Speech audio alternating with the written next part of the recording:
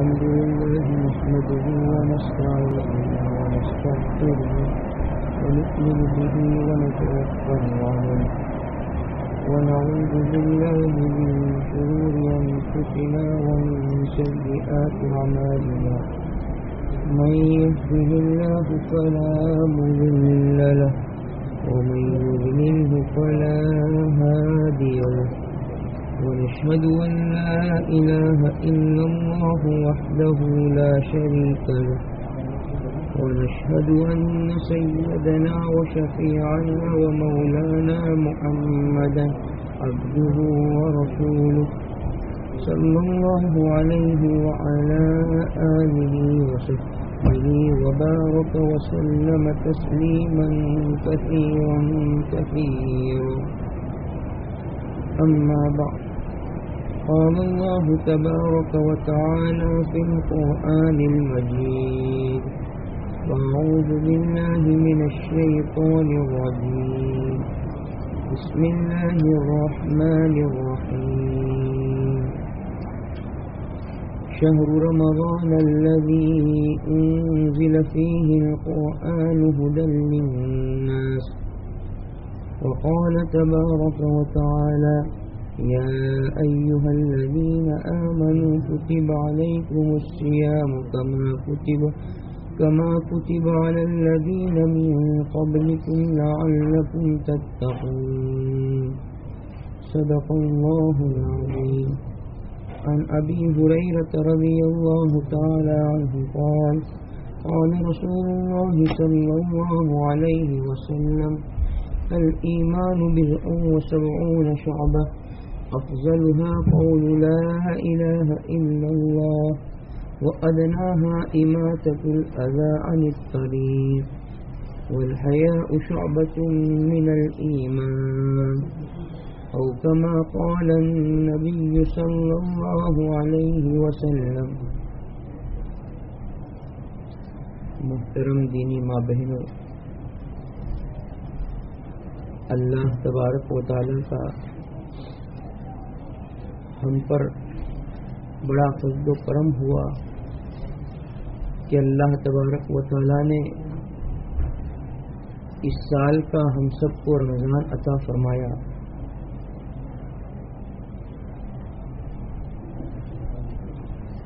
اور اس رمضان میں یہ آخری جمعہ کا دن ہے. رمضان کو سید الشہور کہا گیا، تمام مہینوں کا سردار، اور جمعہ کو سید الایام کہا گیا، تمام دنوں کا سردار. جس نے جمعہ اللہ کو راضی کر کے گزارا، اللہ ہفتے کے دن اس کے صحیح سلامت گزارتے ہیں، اور جس نے رمضان صحیح گزارا اللہ اس کا پورا سال صحیح گزرواتے ہیں. اس لیے یہ رمضان کا آخری جمعہ ہے. آئندہ رمضان ہم میں سے کوئی نہیں جانتا کہ کس کی زندگی میں آئے گا، کون زندہ رہے گا اور کون دنیا سے رخصت ہو جائے گا. ہر ایک کو دنیا سے جانا ہے. دنیا میں نہ کوئی ہمیشہ رہا ہے نہ رہنے والا ہے. یہ دنیا کام کی جگہ ہے. یہاں ہم جو بھی عمل کریں گے اللہ اس کا بدلہ دینے والے ہیں. دنیا عمل کی جگہ ہے، آخرت بدلے کے ملنے کی جگہ ہے. اچھے عمل پر اچھا بدلہ، برے عمل پر برا بدلہ. اس لیے جب تک زندگی باقی ہے انسان کے لیے موقع ہے کہ اس دنیا میں جیسی کھیتی بوئے، اس دنیا میں جتنا اللہ کو راضی کرے، جتنا اپنے آپ کو اللہ کے حکموں پر چلائے اور سنتوں والی زندگی گزارے. حدیث پاک میں آتا ہے پھر اللہ ویسی موت عطا فرماتے ہیں، اور جیسی موت آئے گی ویسی قیامت کے دن اٹھائے جائیں گے۔ اچھی زندگی گزرنے پر اللہ اچھی موت دیں گے، اور اچھی موت آنے پر قیامت کے دن جب اٹھنا ہوگا تو وہ بھی اچھا ہوگا۔ اس لیے یہ ایسے مواقع بار بار نہیں آیا کرتے۔ یہ رمضان کا آخری جمعہ اب جب تک آئندہ سال نہیں آئے گا تب تک رمضان نصیب نہیں ہوگا، رمضان کے جمعہ نہیں ملیں گے۔ اس لیے اب جو دن باقی رہ گئے ہیں ان دنوں کو وصول کرنا اور اس کو قیمتی بنانا۔ اس جمعہ کے متعلق لوگوں میں جو غلط چیزیں مشہور ہیں اس سے اپنے آپ کو بچانا۔ اس جمعہ کے لیے شریعت نے کوئی احکام طے نہیں کیے، لوگ اس جمعہ کو تہوار کی طرح مناتے ہیں۔ یہ کوئی تہوار نہیں ہے، نہ اس کی کوئی نماز مخصوص ہے کہ 2 رکعت درازی عمر کی، 2 رکعت تندرستی کی، 2 رکعت رزق میں برکت کی۔ ایسی کوئی نماز اس آخری جمعہ میں مشروع نہیں ہے، اور نہ ایسی کوئی نماز حضور پاک صلی اللہ علیہ وسلم سے ثابت ہے۔ اس لیے جیسے رمضان کے عام دن ہوا کرتے ہیں، رمضان کے عام جمعہ جو پہلے گزرے جس طرح وہ جمعہ تھے اسی طرح یہ بھی جمعہ ہے۔ بس اتنا ہے کہ اس جمعہ کے بعد پھر رمضان کا آئندہ جمعہ اس سال نہیں آئے گا، آئندہ سال جب رمضان شروع ہوگا تو اللہ دوبارہ پھر وہ دن لائیں گے، وہ جمعہ لائیں گے، لیکن یہ اس سال کے رمضان کا آخری جمعہ ہے۔ اس لیے جو کچھ رمضان میں ہم سے کوتاہیاں ہوئی، غفلتیں ہوئی، اس پر اللہ سے توبہ کرنا، معافی مانگنا، اور جو وقت باقی رہ گیا ہے اس کی قدر کرنے کی کوشش کرنا۔ رمضان کو اللہ نے بنایا ہی ایسا ہے، اس کا ایک ایک لمحہ قابل قدر ہے۔ اللہ کی رحمتیں اور برکتوں کی موسلادھار بارش برسا کرتی ہے، انوارات، برکات ماہ رمضان میں اللہ نے کتنے عام کر رکھے ہیں۔ جنت کے دروازے کھلے ہوئے ہیں، جہنم کے دروازے بند ہیں۔ اللہ کی طرف سے روزے داروں کی دعائیں قبول کی جاتی ہے۔ روزے داروں کی دعاؤں پر اللہ نے اپنا عرش اٹھانے والے فرشتوں کو اور سمندر میں مچھلیاں، ایسی مخلوقات کو اللہ نے روزے دار کی دعاؤں پر آمین کہنے پر لگا رکھا ہے۔ اس لیے اللہ کا بہت بڑا کرم ہوا، بہت بڑا فضل ہوا کہ اللہ نے ہم کو اس سال کا رمضان دیا۔ رمضان میں اللہ نے روزے رکھوائے، قرآن کی تلاوت کی توفیق عطا فرمائی، جو بھی نیکی یہ اللہ نے کروائی اس پر اللہ کا شکر ادا کریں گے، اور جو کوتاہیاں ہوئی، جو غفلتیں ہوئی اعمال کے کرنے میں، اس سے اللہ سے معافی مانگیں گے تاکہ اللہ اس رمضان کے اعمال کو قبول کر لے، اور پھر اس کی برکت سے سال بھر اللہ تبارک و تعالیٰ نیکیاں آسان کر دے، گناہ سے بچنا آسان کر دے۔ رمضان کے آنے کا مقصد جو اللہ تبارک و تعالیٰ نے قرآن میں بیان فرمایا، ہر عبادت کا الگ الگ مقصد ہوا کرتا ہے۔ نماز کے متعلق اللہ نے فرمایا ان الصلاۃ تنہی عن الفحشاء والمنکر، کہ نماز انسان کو بے حیائی والی باتوں سے اور گناہ سے نماز روکتی ہے۔ نماز کی خاصیت یہ ہے کہ جب انسان نماز کو نماز کے آداب کے ساتھ پڑھتا ہے تو جو گناہ ہے اس سے انسان کی حفاظت ہو جاتی ہے، اور جو بے حیائی والی چیزیں ہیں، فواحش ہے، اللہ اس سے بھی بچا لیتے ہیں۔ تو اسی طرح روزے کی بھی خاصیت ہے۔ روزے کی خاصیت میں اللہ نے فرمایا یا ایھا الذین آمنوا کتب علیکم الصیام کما کتب علی الذین من قبلکم لعلکم تتقون، یہ روزہ ہماری زندگی کو پرہیزگار بنانے کے لیے آیا ہے، اللہ نے یہ مہینہ اسی لیے دیا کہ ہم پرہیزگار بن جائے، ہماری زندگیوں میں تقوی آ جائے۔ اللہ نے تقوی اور پرہیزگاری پیدا کرنے کے لیے یہ مہینہ عطا فرمایا تھا۔ اس لیے ہم کو جائزہ لینا کہ رمضان کا مہینہ گزرنے کو آ رہا ہے، میری آنکھوں میں کتنا احتیاط آیا، میری زبان میں کتنا احتیاط آیا۔ جن گناہوں سے ہم بچ نہیں پاتے تھے، رمضان کی برکت سے اللہ نے بچایا، تو ہم اپنا جائزہ لیں کہ ماہ رمضان کیا ہم نے اس طرح گزارا کہ جس طرح گزارنے کا قرآن نے ہم کو دعوت دی تھی کہ ہم اپنی آنکھوں کا بھی روزہ رکھتے، اپنی زبان کا بھی روزہ رکھتے، اپنے کان کا بھی روزہ رکھتے، اپنے دل کا بھی روزہ رکھتے، اور ہمارے پیٹ میں کوئی حرام لقمہ نہ جاتا۔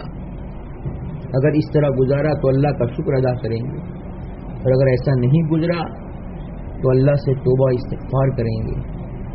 اللہ کے ہاں قبولیت کے اعتبار سے، نوازنے کے اعتبار سے اللہ ہماری اعمال کی کثرت کو نہیں دیکھتے، ہمارے اندر کی سچی طلب کو دیکھتے ہیں۔ اگر ہمارے اندر سچی طلب پیدا ہو گئی، ہم نے یہ نیتیں کر لی، عزائم کر لیے کہ اب ہم کو اپنے رب کو راضی کرنا ہے اور راضی کرنے والے اعمال ہم کو کرنے ہیں، تو اللہ تبارک و تعالی آگے کی بھی ہدایت دے دیتے ہیں۔ جب ہم نے گناہ سے بچنے کے ارادے کر لیے، اللہ گناہ سے بچنے کے انتظامات کر دیتے ہیں۔ اس لیے احتساب اور آئندہ کے عزائم، جو گزر گیا اس پر تو جو ہے احتساب کرنا، جو کوتاہیاں ہے اس سے معافی مانگنا، اور آئندہ کے لیے عزائم کرنا کہ اب اللہ کو راضی کرنے والے کام جس طرح اللہ نے رمضان کے مہینے میں کروائے، اللہ نے رمضان میں گناہ سے بچوایا، اسی طرح آئندہ پورا سال، پوری زندگی اللہ کو راضی کرنے والے کام کرتے رہیں گے اور گناہ سے اپنے آپ کو بچاتے رہیں گے۔ اس لیے اپنی زندگیوں میں جیسا ایمان بننا چاہیے، جیسی معاشرت بننی چاہیے، اپنی زندگیوں میں جیسا سنتیں آنی چاہیے، اپنی زندگیوں سے رسم و رواج ختم ہونا چاہیے، اپنی زندگیوں میں حیا آنی چاہیے، بے حیائی ختم ہونی چاہیے۔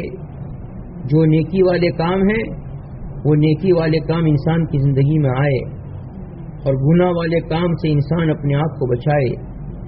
اس لیے حدیث پاک تلاوت کی تھی جس کے راوی حضرت ابو ہریرہ رضی اللہ تعالی عنہ ہے، فرماتے ہیں کہ نبی کریم صلی اللہ علیہ وسلم نے ارشاد فرمایا، الایمان بضع و سبعون شعبہ، ایمان اس کے شعبے اللہ بیان کر رہے ہیں، ایمان کے تقاضے بیان کر رہے ہیں، ایمان کس چیز سے بڑھے گا اور ایمان میں کس چیز سے ترقی ہوگی۔ حضور پاک صلی اللہ علیہ وسلم فرماتے ہیں ایمان کے 70 سے زیادہ شعبے ہیں۔ یہ جو جملہ ہے 70 سے زیادہ، یہ کوئی خاص عدد کو بیان کرنا مقصود نہیں ہے، بلکہ حضور پاک صلی اللہ علیہ وسلم اس سے کثرت کو بیان کر رہے ہیں کہ مخصوص 70 اور 70 سے کچھ ہی زائد ایمان کے شعبے نہیں ہیں، بلکہ ایمان کے بہت سارے شعبے ہیں۔ کسی چیز کی کثرت کو بیان کرنا ہوتا ہے تو یہ عربی کا محاورہ ہوتا ہے۔ جیسے کوئی بات ہم نے کثرت سے کہی، 1 مرتبہ 2 مرتبہ 3 مرتبہ تجھ سے کہی، تو مقصود یہ نہیں ہوتا کہ 3 مرتبہ کہی، کہنے والے کا مقصد یہ ہوتا ہے کہ میں نے یہ بات تم سے کئی مرتبہ کہی۔ تو اسی طرح عربی کا محاورہ ہے کہ ایمان کے 70 سے زیادہ شعبے ہیں، یعنی ایمان کے بہت زیادہ شعبے ہیں۔ گویا ایمان کے تقاضے، ایمان بڑھنے والی چیزیں حضور پاک صلی اللہ علیہ وسلم فرماتے بہت زیادہ ہے۔ ایک محدث گزرے، انہوں نے مستقل اس حدیث کی شرح پر شعب الایمان ایک کتاب لکھ دی، ایمان کے شعبے، اس میں ایمان کے تقاضے کیا ہے، کن چیزوں سے ایمان بڑھا کرتا ہے اور ایمان ہمیں کس چیز کا مطالبہ کرتا ہے، وہ ساری چیزیں اس کتاب کے اندر انہوں نے جمع کی ہے۔ علامہ بہقی رحمۃ اللہ علیہ نے شعب الایمان لکھ کر اس میں ایمان کے سارے شعبوں کو ذکر کیا ہے. تو حضور پاک صلی اللہ علیہ وسلم فرماتے ہیں ایمان کے 70 سے زیادہ یعنی بہت زیادہ شعبے ہیں. اب اس حدیث پاک میں سب سے افضل اور سب سے ادنا اور اس کے بعد اخیر میں ایمان کا ایک شعبہ بیان کیا. پہلا ایمان کا اعلیٰ شعبہ، پھر ایمان کا ادنا شعبہ، اور پھر اس کے بعد ایمان کے ایک شعبے کا جس کی خاص اہمیت ہے. اخیر میں حضور پاک صلی اللہ علیہ وسلم نے اس کا تذکرہ کیا. فرمایا افضلها قول لا الہ الا اللہ. ایمان کا سب سے افضل شعبہ لا الہ الا اللہ کا اقرار ہے. یہ وہ کلمہ اللہ نے ہم سب کو عطا فرمایا ہے. اس کلمے کی برکت سے اللہ نے ہم کو مسلمان بنایا ہے. ہم ایمان والے ہیں، اللہ کو ماننے والے ہیں. یہ کلمہ وہ کلمہ ہے کہ اس کلمے کو پڑھنے کی وجہ سے انسان اللہ کا محبوب بن جاتا ہے. سالہ سال تک کفر میں زندگی گزارنے والا لیکن سچے دل سے جب یہ کلمہ پڑھ لیتا ہے تو اللہ اس کو جہنمی سے نکال کر جنتی بنا دیتے ہیں. اللہ کا مبغوض ہوتا ہے، اللہ کی ناراضگی اس پر اترتی ہے. اس کلمے کی پڑھنے کی برکت سے وہ اللہ کا محبوب بن جاتا ہے. اور کئی سال کا کفر کے ساتھ زندگی گزارنے والا جب سچے دل سے ایک مرتبہ کلمے کو پڑھ لیتا ہے اللہ اس کا پچھلا سارا کفر ختم کر دیتے ہیں. حدیث پاک میں ہے الاسلام یہدم ما کان قبلہ. جہاں انسان کلمہ پڑھ کر مسلمان ہو گیا اللہ اس کے پچھلے سارے گناہ معاف کر دیتے ہیں. تو اللہ نے ہمیں تو مسلمان گھر میں پیدا کیا. یہ اللہ کا بہت بڑا فضل ہوا، اللہ کا بہت بڑا انعام ہوا.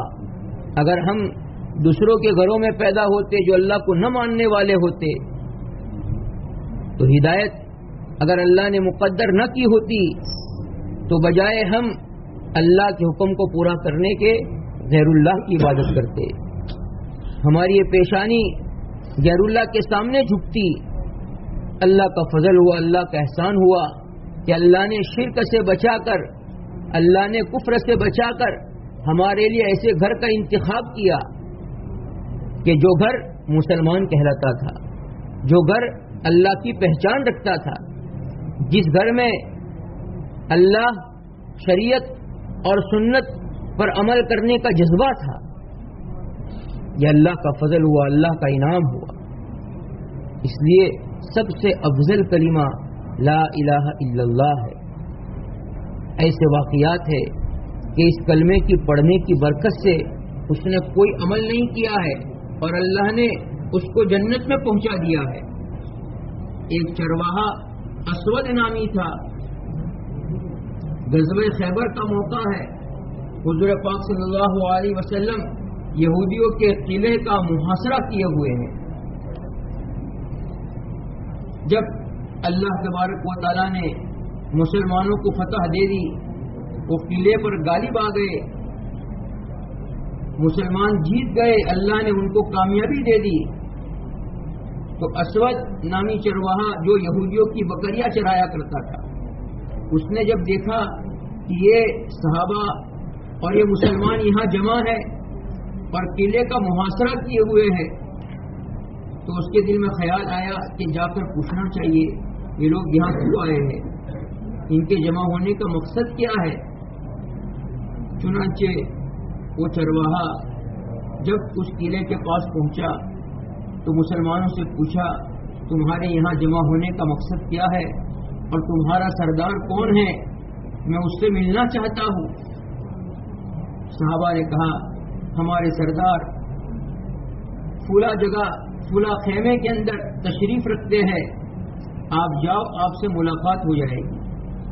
چرواہے نے سوچا اتنا معمولی اور ادنا خیمہ اور اس میں آپ کا سردار ہوگا. اسے تو یقین ہی نہیں آ رہا تھا کہ سردار بھی ایسے معمولی خیمے میں رہتا ہے اور اگر میں گیا تو کیا مجھ سے ملاقات ہو جائے گی. کوئی مجھے ٹوکنے والا اور روکنے والا نہیں ملے گا.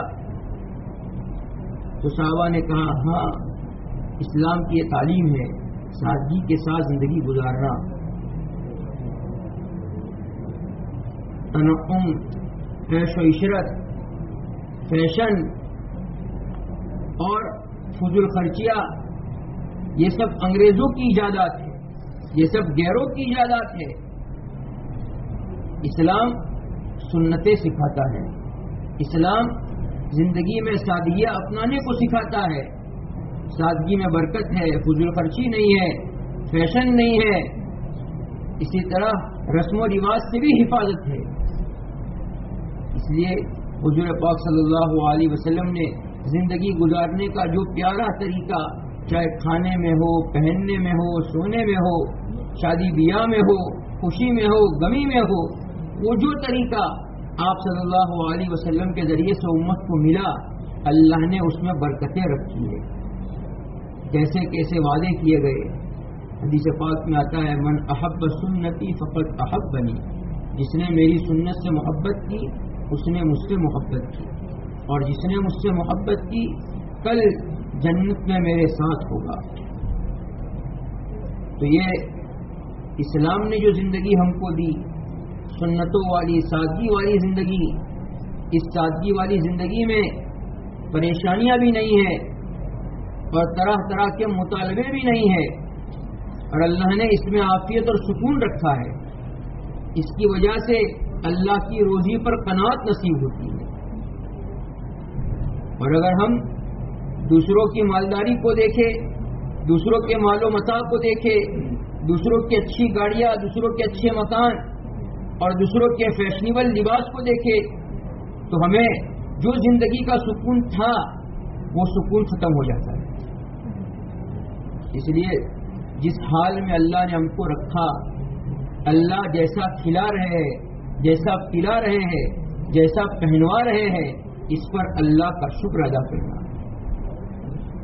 شوہر سے اتنے ایسے مطالبے نہ کرنا کہ جس کی وجہ سے ضرورت تو پوری ہو رہی ہے لیکن ساتھ میں جو ہماری خواہشیں ہیں ہم اپنی خواہشوں کو پورا کرنے کے لیے مطالبے اتنے بڑھا دے کہ جس سے شوہر حلال کو چھوڑ کر حرام کا طریقہ اختیار کر لے.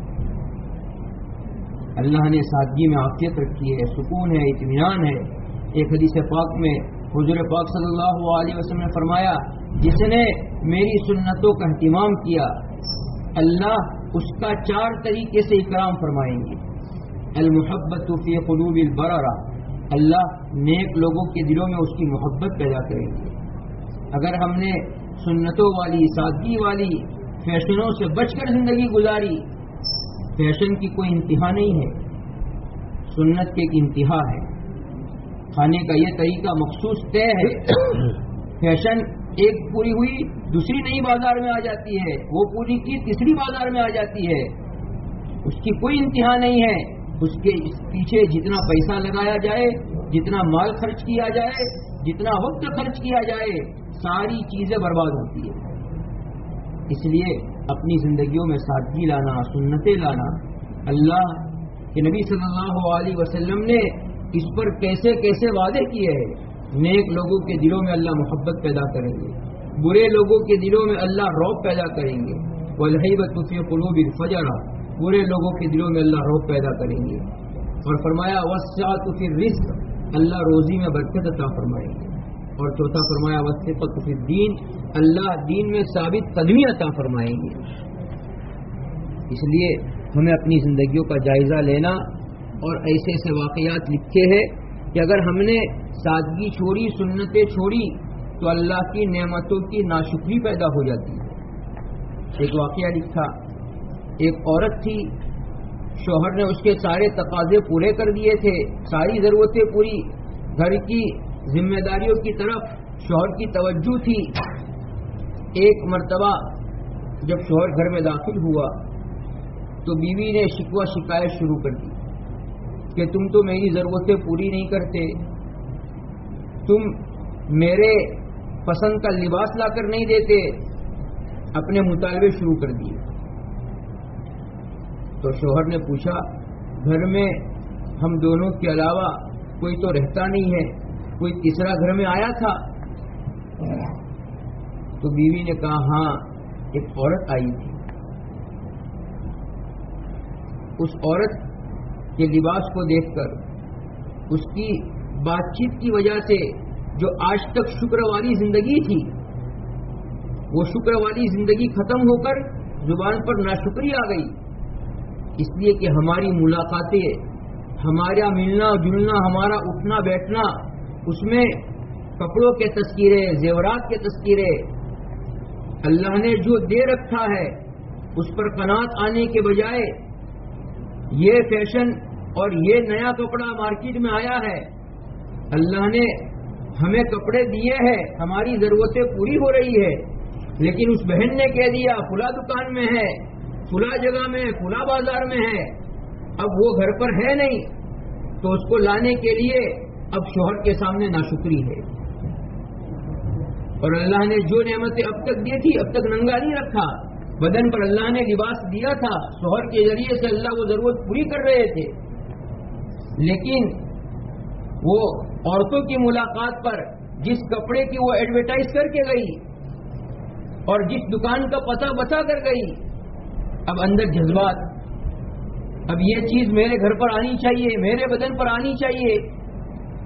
تو شوہر کے سامنے شکوہ شکایت، تم تو ہماری کوئی چیز پوری ہی نہیں کرتے ہو. اس لیے اس کی طرف بھی توجہ دینے کی ضرورت ہے.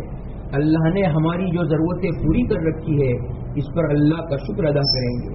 اگر کوئی اچھا لباس پہن رہے ہیں تو لباس کے پہننے پر بھی شریعت نے کچھ اصول بتلائے. کون سا لباس لباس ہے، لباس کے متعلق بھی شریعت کا اصول یہ ہے. کتابوں میں آتا ہے کہ لباس ہماری ستر پوشی کا ذریعہ ہے. لباس کا مقصد ہی یہی بیان کیا، یواری سوآتکم، کہ جو ہمارے ستر کو وہ چھپا دے، ستر پوشی ہو. تو لباس کے متعلق چند اصول لکھے. ایک تو یہ ہے کہ لباس ہمارا ناقص اور ادھورا نہیں رہنا چاہیے. ہم کوئی ایسا کپڑا نہ پہنے کہ جو کپڑا ہاف کٹ ہے، آستین آدھی کٹی ہوئی ہے، لباس ادھورا ہے، اسکرٹ وغیرہ ہے، جو چیزیں ہمارے سطر کو چھپا نہیں رہی ہے تو وہ لباس نہیں ہے. اسی طرح لباس کے متعلق دوسرا اصول یہ لکھا کہ ہمارا لباس ایسا ہونا چاہیے کہ وہ اتنا باریک نہ ہو کہ ہمارے بدن کے اندر کی رنگت نظر آئے. وہ لباس نہیں ہے. اسی طرح لباس کے متعلق تیسرا اصول یہ لکھا کہ ہمارا لباس ایسا ہونا چاہیے ڈھیلا ڈھالا ہو، بہت چست نہیں ہونا چاہیے کہ وہ بدن سے بالکل چپتا رہے اور ہمارے بدن کی بناوٹ اور بدن کا حجم نظر آئے. یہ لباس بھی لباس نہیں ہے. حدیث پاک میں ہے قیامت سے پہلے ایسا زمانہ آئے گا. آپ صلی اللہ علیہ وسلم فرماتے ہیں کاسیات عاریات مائلات ممیلات، ایسی عورتیں ہوگی جو لباس پہنے ہوئے ہوگی لیکن لباس کے اصول پورا نہ ہونے کی وجہ سے وہ عورتیں ننگی ہوں. بلکہ ایک روایت میں تو فرمایا کاسیات فی الدنیا عاریۃ فی الآخرہ، دنیا میں تو لباس پہنے ہوئے ہے لیکن وہ لباس فیشن والا لباس ہے، وہ لباس ادھورا ہے، وہ لباس باریک ہے. ہمارے بال نظر آ رہے ہیں، ہم اتنا باریک دوپٹہ پہن کر نماز پڑھ رہی ہے. کتابوں میں آتا ہے بال کے نظر آنے کی وجہ سے ہماری نماز ہی نہیں ہوتی، بال بھی سطر میں داخل ہے.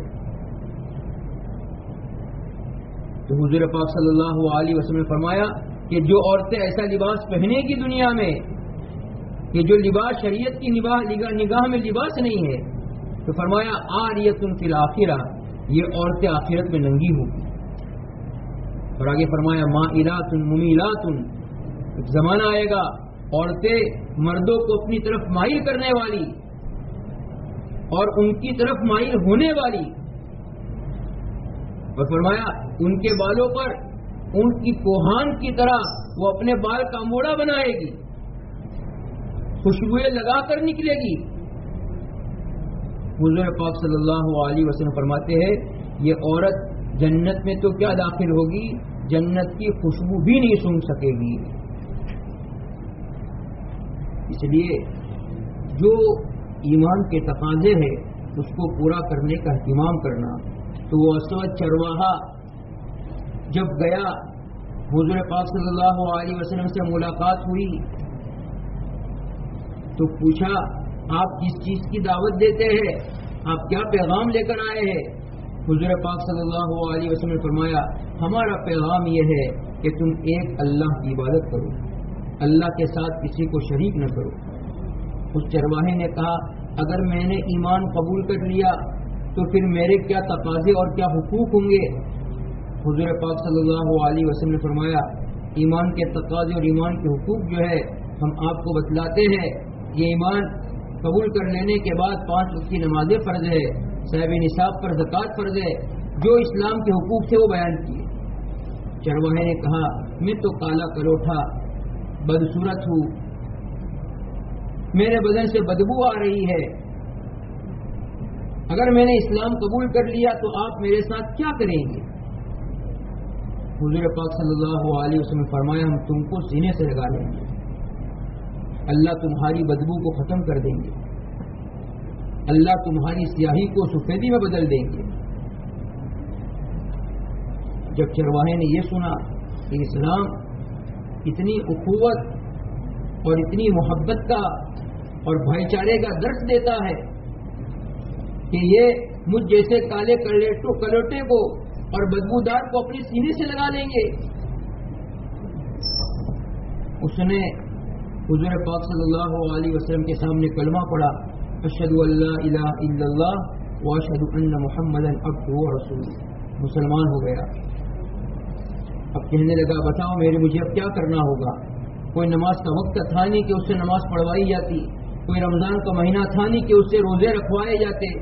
ایک عمل اللہ کے راستے میں جہاد کا چل رہا تھا, تو کہا اس جہاد والے عمل میں شریک ہو جاؤ.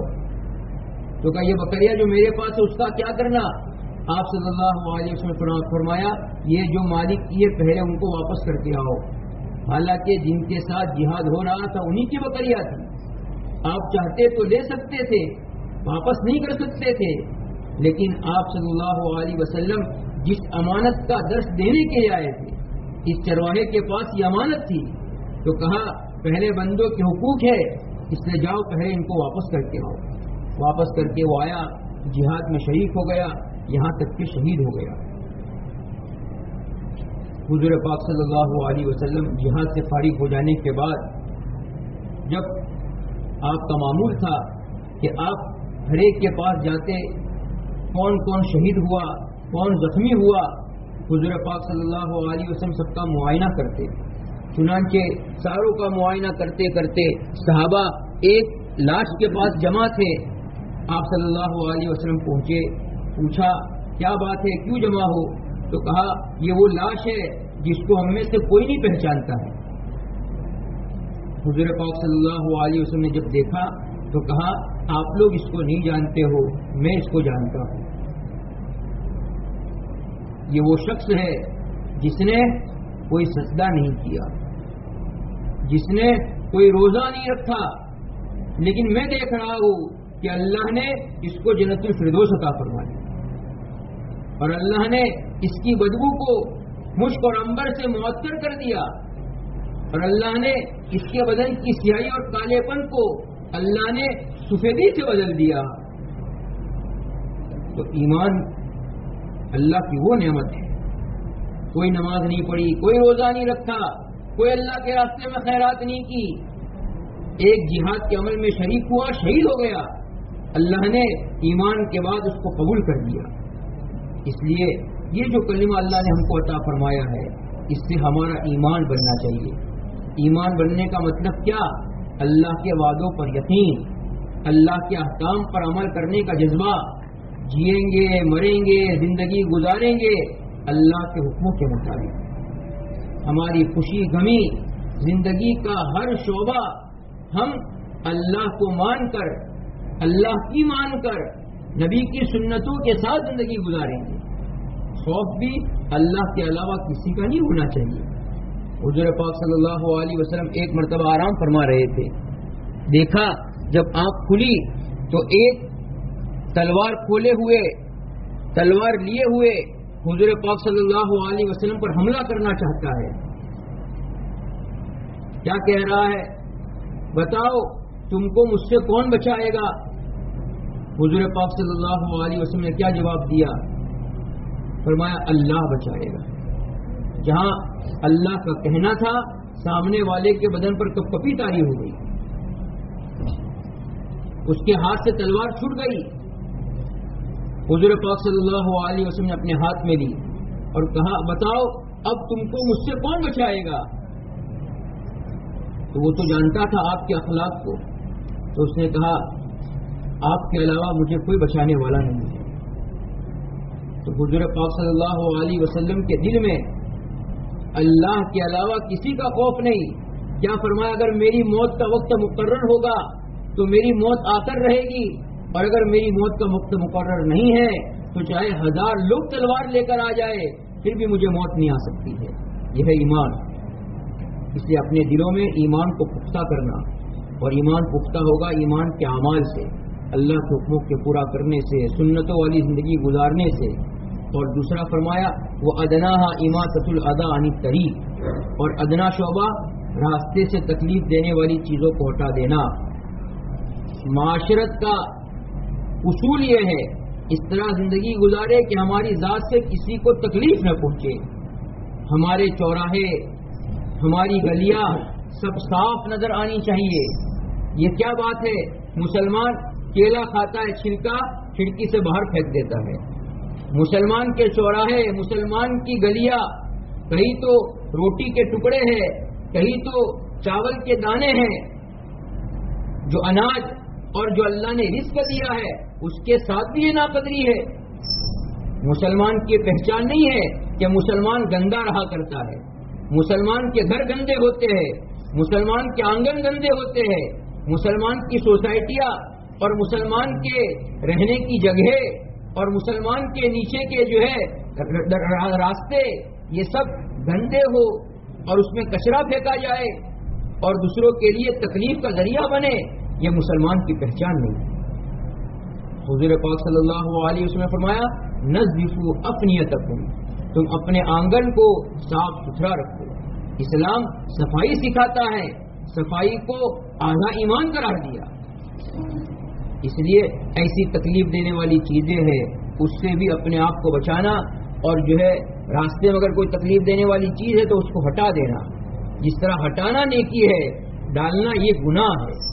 اس لیے اس گناہ سے بھی اپنے آپ کو بچائیں گے. معاشرت کے جو اصول ہے ہماری ذات سے کسی کو تکلیف نہ پہنچے. گھروں میں بھی اس طرح رہو کہ ہماری ذات سے کسی کو تکلیف نہ پہنچے. اور پھر اخیر میں فرمایا والحیاء شعبۃ من الایمان، حیا ایمان کا شعبہ ہے. اللہ نے ہم کو جو حیا دی ہے اس حیا کو باقی رکھنا، اس حیا کی حفاظت کرنا. باطل اور دشمن تو چاہتا ہے کہ ہماری حیا کی چادر ہم سے چھین لے. اس لیے جو اسلامی احکام اللہ نے عورتوں کو دیے، بغیر ضرورت کے گھر سے باہر نہ نکلے. وقرن فی بیوتکن ولا تبرجن تبرج الجاہلیت الاولی، زمانے جاہلیت کی عورتوں کی طرح بے پردہ ہو کر گھر سے باہر نہ پھرا کرو. بغیر ضرورت کے گھر سے باہر نہیں نکلنا. اگر ضرورت کے موقع پر گھر سے باہر جا رہے ہیں تو پورے پردے کا اہتمام کر کے جائیں گے. ہمارے چہرے پر کسی کی نگاہ نہیں پڑنی چاہیے. حضرت فاطمہ رضی اللہ تعالیٰ عنہ نے کہا تھا بہترین عورت وہ ہے جس میں 2 باتیں اور 2 خوبیاں ہو. پہلی بات یہ کہ اس طرح اس نے زندگی گزاری ہو اور پردے کا ایسا اہتمام کیا ہو کہ اس کے چہرے پر کسی پرائے مرد کی نگاہ نہ پڑی ہو. اللہ نے ہمارے چہرے میں جو حیا رکھی ہے، ہماری آنکھوں میں جو حیا رکھی ہے، اللہ نے جو یہ حیا کی چادر پہنائی ہے یہ ختم نہیں ہونی چاہیے. اور دوسرا فرمایا بہترین عورت وہ ہے، بہترین عورت کی خوبی یہ ہے کہ اس نے پردے کا اہتمام کر کے کسی پرائے مرد کے چہرے پر نگاہ نہ ڈالی ہو. حضور پاک صلی اللہ علیہ وسلم نے فرمایا یہ میری فاطمہ کا جواب ہے. فاطمہ بضعۃ منی، فاطمہ میرے بدن کا ٹکڑا ہے. اسی لیے حضرت فاطمہ رضی اللہ تعالیٰ عنہ کو جنتی عورتوں کی سردار قرار دیا. حیا کے ساتھ زندگی گزاری تھی. ایسی عورتیں جو حیا کے ساتھ زندگی گزارنے والی کہ ان کے چہرے پر کسی پرائے مرد کی نگاہ نہیں پڑتی. ہمارے گھروں میں بھی جو نامحرم ہے ان سے بھی اپنے آپ کو بچانا، اور جو عفت اور حیا والی چیزیں ہیں اس کو اختیار کرنا تاکہ ہمارے ذریعے سے معاشرے میں گناہ عام نہ ہو۔ ہم جتنا اپنے آپ کو حیا کے ساتھ رکھیں گے، مردوں کو بھی حکم ہے، عورتوں کو بھی حکم ہے، دونوں اگر حیا کے ساتھ رہیں گے اللہ معاشرے کو پاکیزہ بنا دیں گے۔ اس لیے ضرورت ہے اس بات کی کہ یہ جو رمضان کا مہینہ اللہ نے عطا فرمایا اس میں ہم اپنا جائزہ لیں، جو کوتاہیاں ہم سے ہوئی اس پر معافی مانگے اور آئندہ کے لیے عزائم کرے، اور اس کے ساتھ ساتھ اپنے گھروں میں تعلیم کا اہتمام ہو، اپنے گھروں میں اچھے اخلاق کے ساتھ رہنا ہو، اپنے جو معمولات ہیں ان معمولات کی فکر کی جائے، اور اس بات کو طے کیا جائے کہ ہم کسی کی غیبت نہیں کریں گے، ہم کسی کا دل نہیں توڑیں گے، ہماری زبان سے کسی کا دل نہیں ٹوٹنا چاہیے، گھروں میں خود بھی محبت سے رہیں گے اور دوسروں کو بھی محبت سے رہنا سکھائیں گے۔ جہاں کوئی ایسی بات ہو گئی انتشار والی، جھگڑے والی، تو ہمارا مزاج ہونا چاہیے کہ ہم جھگڑے کو کیسے ختم کر دیں، ایسا نہیں کہ جھگڑے کو بڑھائے، اس کی غلطیاں دوسروں کے سامنے بیان کرتے رہے، اس کو بات بات پر ٹوکتے رہے، یہ ہمارا مزاج نہیں ہونا چاہیے۔ تو انشاءاللہ اللہ گھروں میں دین لائیں گے، اور اس کے ساتھ ساتھ ہمارے مردوں کو اللہ کے راستے میں بھیجنا، 3 دن کے اعتبار سے، چلے 4 مہینے کے اعتبار سے، اور ہم بھی جب مستورات کی جماعت بنے تو مستورات کی جماعت میں جائے، تاکہ اللہ بیک وقت مردوں کا بھی، عورتوں کا بھی، اور بچوں کا بھی اور جوانوں کا بھی اللہ سب کا مزاج دینی بنا دے، اور سب میں داعیانہ جذبہ پیدا کر دے۔ جب فکریں کریں گے تو اللہ ماحول چاہے بگڑے سے بگڑا ہوا ہوگا، لیکن محنت کرنے کے نتیجے میں اللہ ماحول اچھا بنا دیں گے۔ اللہ تعالیٰ ہم سب کو ان باتوں کا اہتمام کرنے کی توفیق عطا فرمائے۔ دعا کے بعد جو ہے تشکیل کر لے، پھر اس کے بعد جائے۔ سبحانک اللہم وبحمدک وتبارک اسمک وتعالی جدک ولا الہ غیرک لا الہ الا اللہ الاحد الصمد الذی لم یلد ولم یولد ولم یکن له کفوا احد۔ اللهم صل على محمد وعلى ال محمد كما صليت على ابراهيم وعلى ال ابراهيم انك حميد مجيد۔ ربنا ظلمنا انفسنا وان لم تغفر لنا وترحمنا لنكونن من الخاسرين۔ ربنا آتنا في الدنيا حسنة وفي الآخرة حسنة وقنا عذاب النار۔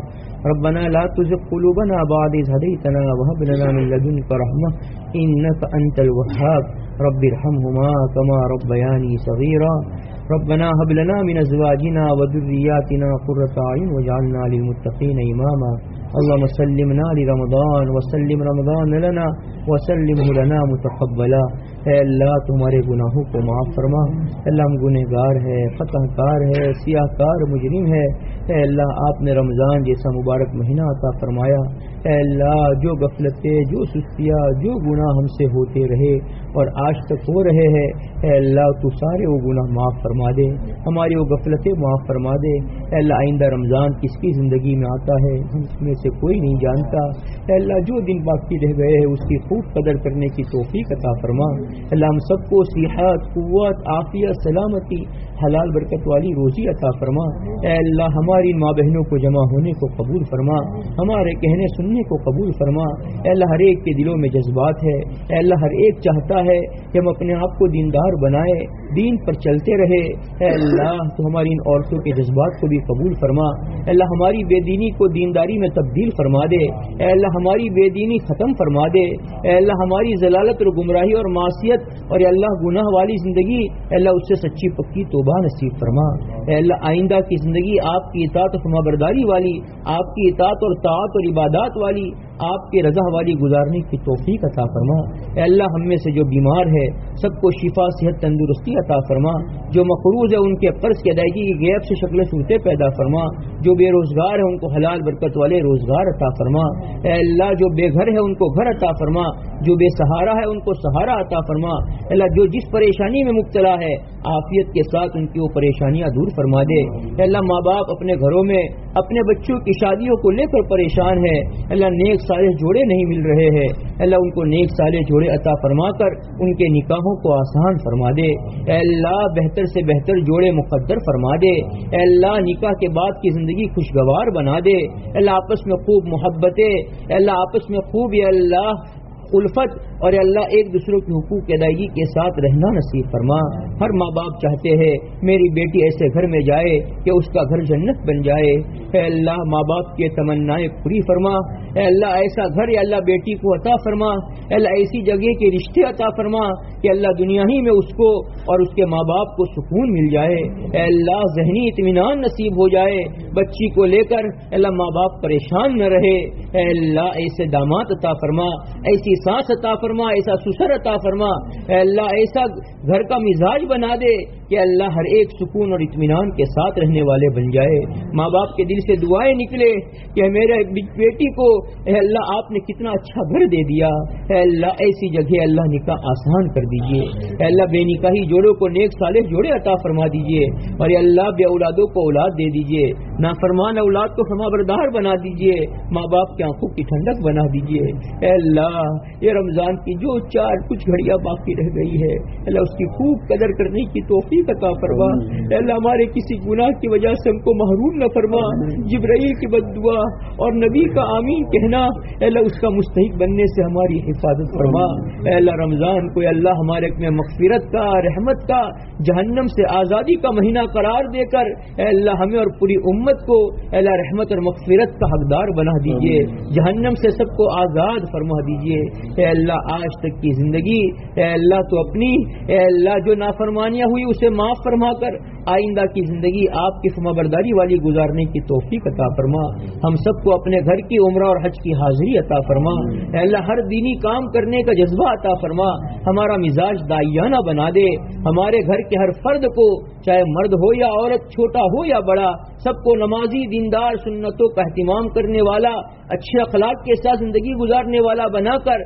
اے اللہ اچھی معاشرت اور اے اللہ پاکیزہ زندگی گزارنے کی سب کو توفیق عطا فرما، اے اللہ ساری بے دینی کی نحوستیں اور اللہ بے دینی کے نقصانات سے اے اللہ سب کی حفاظت فرما، اے اللہ آنے والے دنوں کی اے اللہ قدردانی کرتے ہوئے اس حال میں عید آئے کہ اللہ ہم عید کی خوشیاں حاصل کر رہے ہو، اے اللہ عید تو اس کے لیے ہے جس نے اپنے آپ کو رمضان میں گناہ سے بچایا، عید تو اس کے لیے ہے جس نے رمضان میں اپنے آپ کو تقوی کا لباس پہنایا، اے اللہ یہ عید ہمارے لیے عید بن جائے، اے اللہ ہم جائے عیدگاہ میں اے اللہ اللہ کی طرف سے ہمارے لیے اعلان ہو رہا ہو کہ جاؤ بخشے بخشائے تم اپنے گھروں پر واپس لوٹ جاؤ، ہم نے تمہیں اپنے استحقاق سے زیادہ دے دیا، اے اللہ وہ سارے وعدے ہم سب کے حق میں اے اللہ مردوں اور عورتوں کے حق میں پورے فرما دیجیے، اے اللہ ہم کو محروم نہ فرمائیے، جو مانگا وہ بھی عطا فرمائیے، جو مانگنے سے رہ گئی اپنی شائن شان عطا فرما دیجیے، ہماری ماں بہنوں کے دلوں میں جو جائز تمنائیں امیدیں ہیں اللہ سب کی جائز تمناؤں کو پورا فرما دیجیے، اے اللہ ہماری دعاؤں کو اپنے فضل و کرم سے قبول کر لیجیے، جزا اللہ عنا محمد بما وعلو صلی اللہ علیہ وسلم، ربنا تقبل منا انك انت السميع العليم وتب علينا انك التواب الرحيم، سبحان ربك رب العزة عما يصفون وسلام على المرسلين والحمد لله رب العالمين برحمتك يا ارحم الراحمين۔